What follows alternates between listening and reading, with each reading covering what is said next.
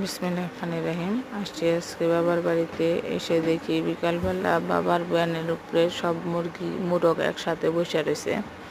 তাই তাদের দেখতে থাকলাম, তারা কি করে এগুলো খেয়াল করতেছিলাম। সুন্দর, সবার ভিতরে মিল আছে, তবে বিকাল দেখে এখন হয়তো মিলমিশ করে সবাই বসে আছে।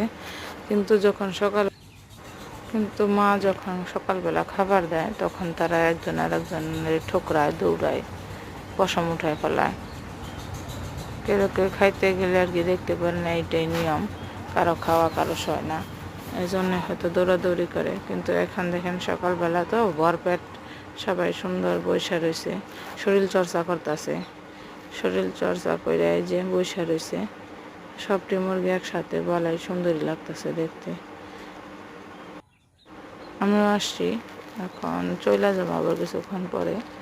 এসে ভাবলাম এটা যখন সুন্দর লাগতেছে একটু তুলে নিই, দেখাবো নি আপনাদেরকে। এই যে এ বাড়িতে হাঁস মুরগি গরু ছাগল সব কিছু আছে।